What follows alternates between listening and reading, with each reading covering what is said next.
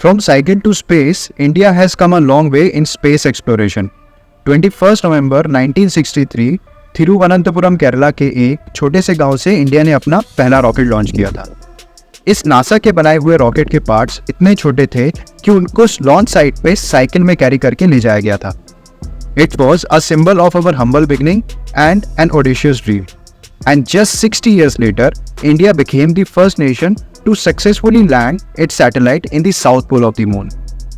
हम जनरली जब Indian sectors की बात करते हैं तो हम उनके scientific contribution towards the nation जानना चाहते हैं या डिस्कस करते हैं, पर ये सेक्टर हमारी नेशन को कमर्शियली भी काफ़ी बेनिफिट कर रहा है और वो भी पिछले कई सालों से, और अभी ये सेक्टर अपने पीक पे जा रहा है। So let's take an insight on the commercial side of this sector. ISRO के दो कमर्शियल आर्म्स है। Antrix corporation which was founded in 1992, इसका मेन फोकस सैटेलाइट्स और लॉन्च व्हीकल्स के कमर्शियल डील्स में रहता है from foreign customers. New Space India Limited founded in 2019, इसका मेन फोकस रहता है इंडियन इंडस्ट्री को एनेबल करना to take up research and development and bring new product related to space technology and develop space industry domestically.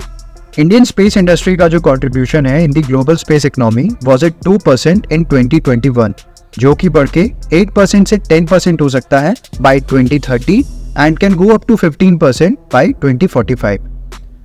अभी फिलहाल में इंडियन स्पेस इंडस्ट्री की revenue करीबन $8 बिलियन है, जो कि 5% से 12.5% तक बढ़ सकती है अगले 15 to 18 ईयर्स में, जिसमें 5% मिनिमम और 12.5% मैक्सिमम है।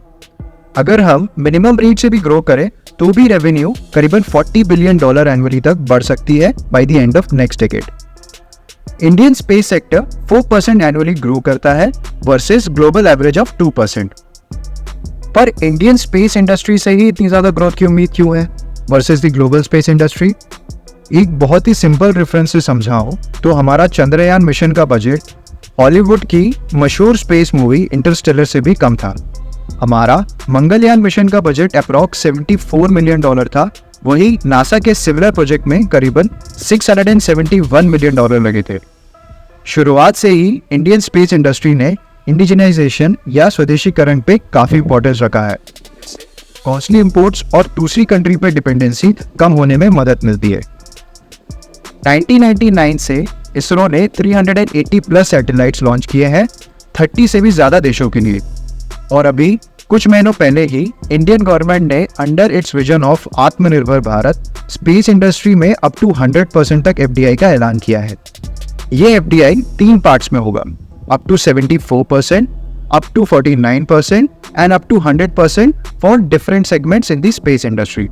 Now, what this will do is allow international space giants like Elon Musk, SpaceX, Jeff Bezos, Blue Origin and others to make move towards the Indian space industry.